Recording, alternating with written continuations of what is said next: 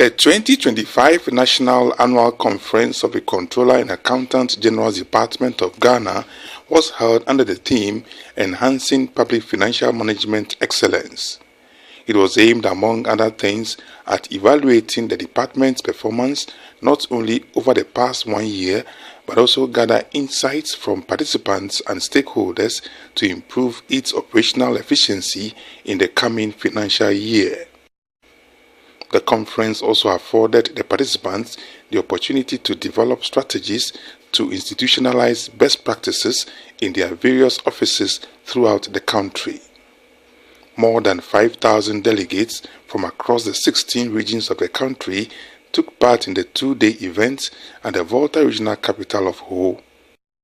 They included heads of accounts and finance from the various ministries, departments and agencies, MDAs, Metropolitan, Municipal and District Assemblies, MMDAs, as well as the Regional Coordinating Councils, RCCs.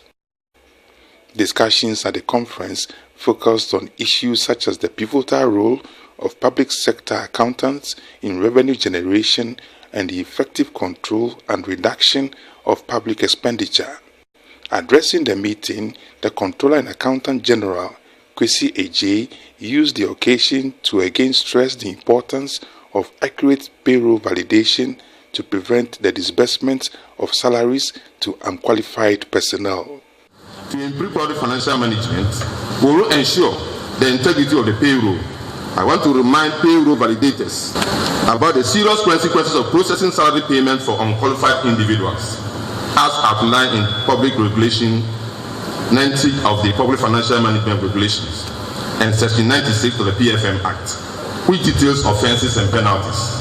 We will apply these relevant sanctions rigorously.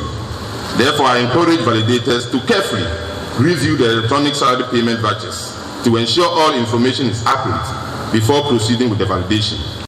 He also touched on some mechanisms that can be adopted to enhance payroll data security, accountability, and integrity at all government offices across the country.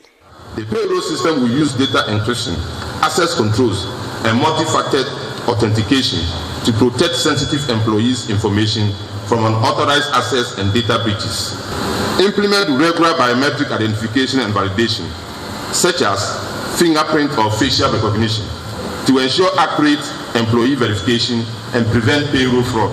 We are planning to engage the internal audit agency to include internal auditors in the payroll validation process. And what we think is that once they are part of the system, the validators will know that there's somebody up there who also have a review, who will review their processes. They will have access, maybe with only access of the validation. And this is something that we want to engage. We started last year and we'll continue to engage the internal audit agency for this. These values will guide our actions and decisions as we work towards financial transparency, accountability, sustainable economic growth for our country. The Deputy Minister for Finance and Economic Planning, Thomas Ampem-Nyako, announced that government has taken bold and corrective steps to reform and overhaul the country's public financial sector. Honorable Ampem-Nyako, who is also the Member of Parliament for the Esojaman constituency in the Eastern region, said government will publicly name and shame MMDAs that fail to comply with public financial management PFM provisions. Laws making is not enough unless you enforce them. And that is the point we have come today. We have so many good laws and we keep perfecting them. But what is the use of these laws if we don't crack the whip when people violate them? And so you are going to see that is the essence of the compliance decks that we have established recently.